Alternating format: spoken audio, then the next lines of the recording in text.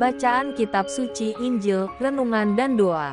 Selasa, tanggal 19 September tahun 2023. Hai anak muda, aku berkata kepadamu, bangkitlah. Inilah Injil Suci menurut Lukas, bab 7 ayat 11-17. Kemudian Yesus pergi ke suatu kota yang bernama Nain. Murid-muridnya pergi bersama-sama dengan dia, dan juga orang banyak menyertainya berbondong-bondong.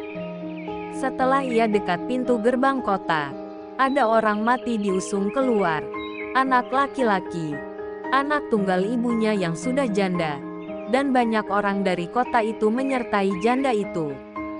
Dan ketika Tuhan melihat janda itu, tergeraklah hatinya oleh belas kasihan.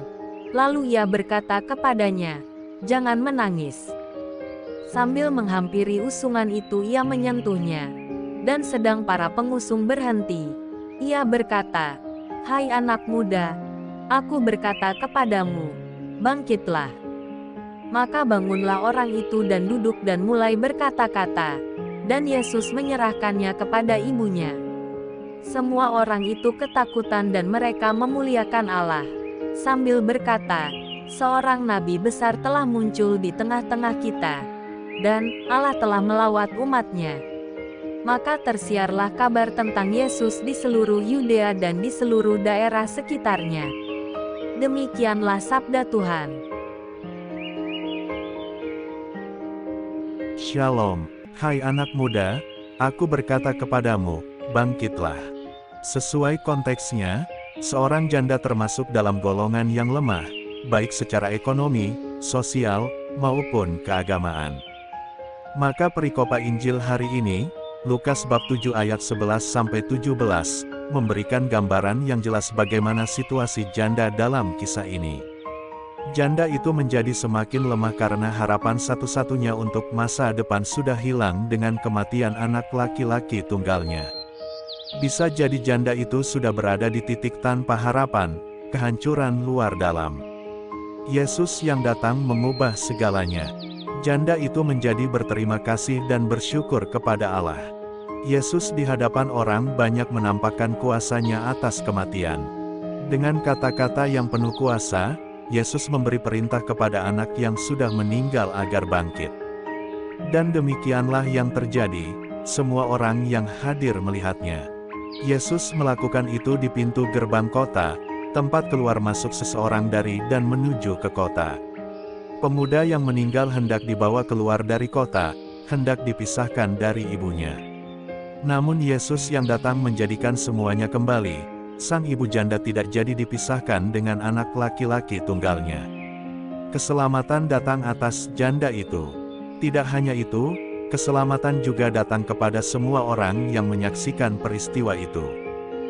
Fokus dalam pembicaraan ini bukan pada peristiwa kebangkitan anak muda itu. Fokus dalam perikopa ini adalah Yesus yang menjumpai janda yang ditinggal mati anak laki-lakinya.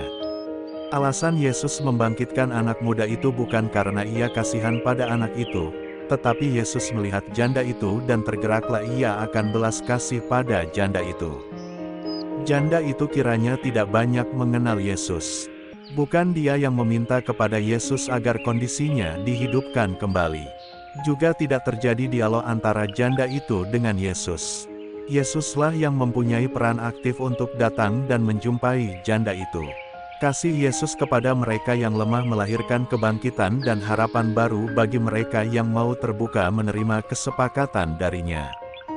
Bagi kita, Yesus tidak pernah tinggal diam membiarkan kita berada dalam situasi tanpa harapan. Seperti ia datang kepada janda itu, Yesus juga selalu datang kepada kita dan menyapa kita. Situasi tanpa harapan dan kesedihan yang mendalam akhirnya menutup mata kita akan hadirnya Yesus dalam peristiwa itu.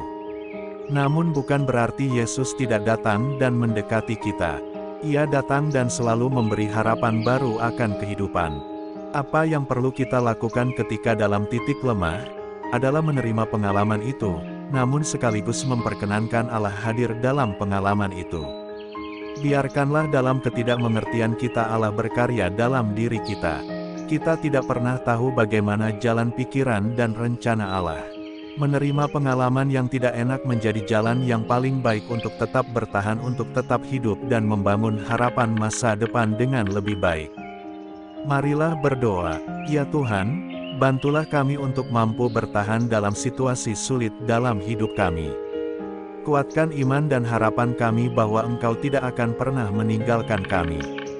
Semoga kami senantiasa mampu untuk merasakan kehadiran dan kasih sayang-Mu. Tuhan, kuatkan kami yang seringkali lemah ini. Amin. Tuhan Yesus memberkati. RHPE Channel.